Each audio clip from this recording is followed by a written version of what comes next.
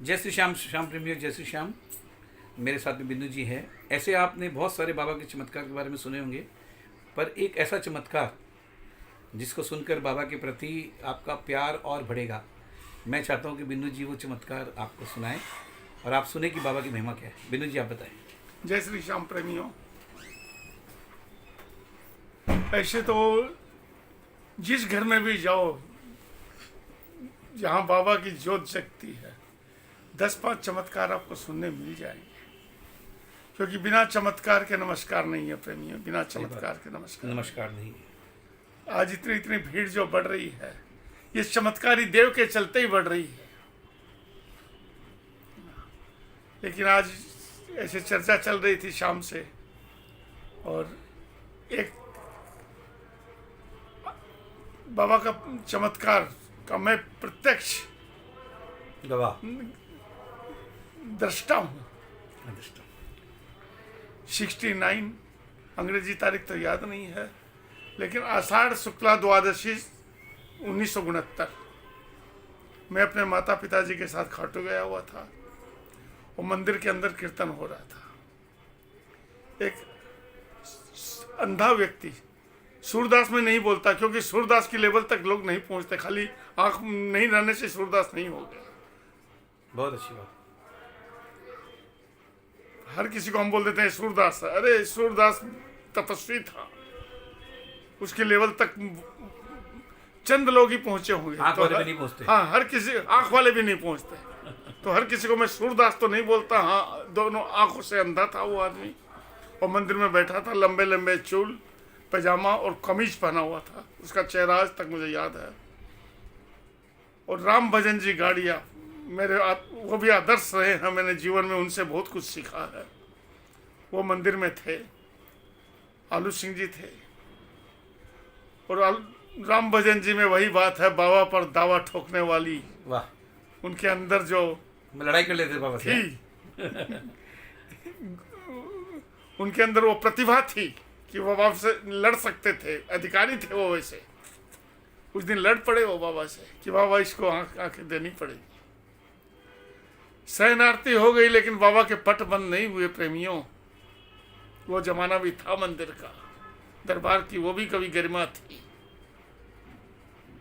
आलू सिंह जी से पूरी झड़प हुई राम भजन जी गाड़िया की।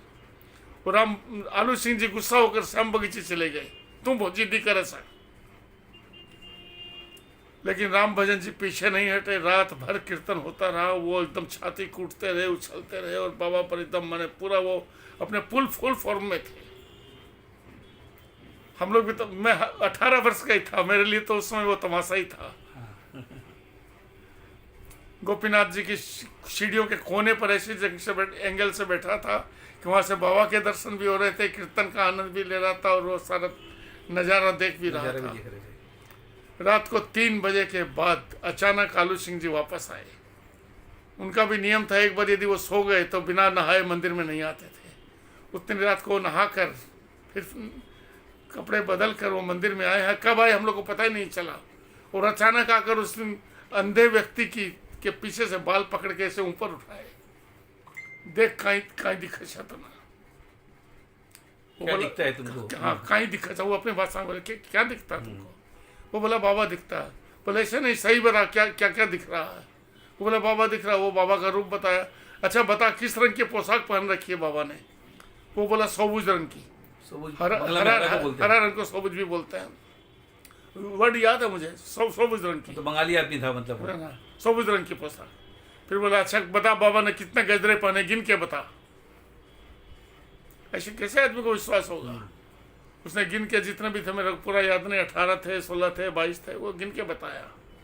सारा बाबा का स्वरूप वो बता दिया। उसके बाद उसके बाल छोड़ दिए।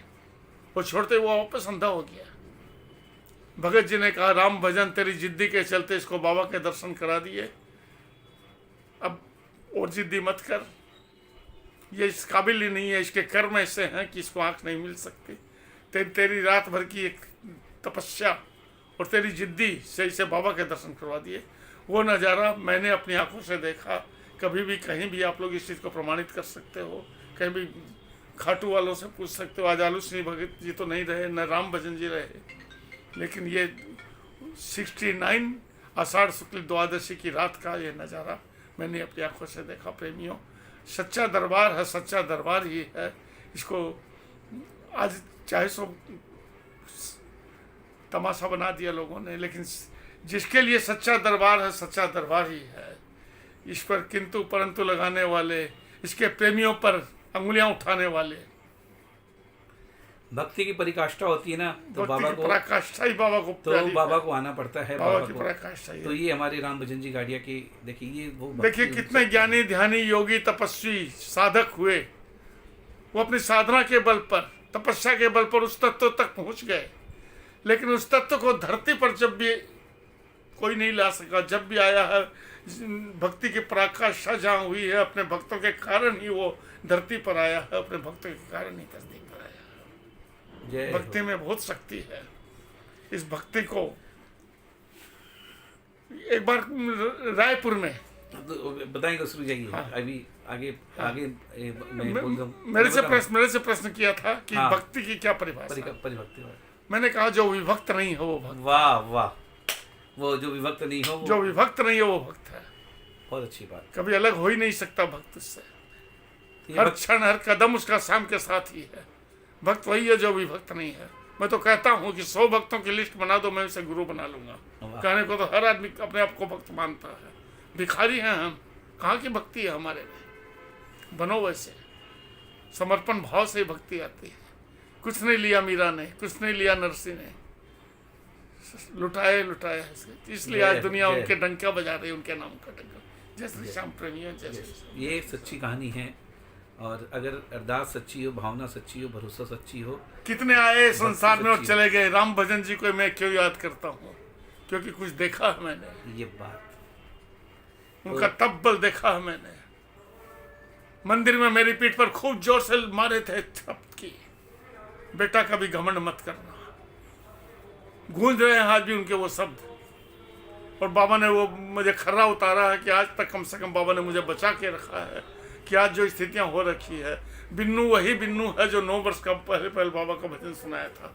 आज भी मेरे अंदर वही बिन्नू पल रहा है जो 9 वर्ष का बिन्नू था। छोटा सा एक बिन्नू इनके छोटा अंदर सा, में है। छोटा सा। जय श्री श्याम। ऐसे और किस्से में, किस्से नहीं, सच्ची बातें। किस्से तो बहुत हो रहे हैं, चाहे किस्से जितने तो रोज बोलने वाले लोग हो, सुना रहे हैं चाहे किस्से, जितने किस्से करो। नहीं है, ये सच्ची बातें, सच्चा चमत्कार मैं आपको इनसे सुनवाता रहूंगा। मैं बहुत सारे प्रेमियों से सुनाऊंगा आपको। जय श्री श्याम। जय श्री श्याम।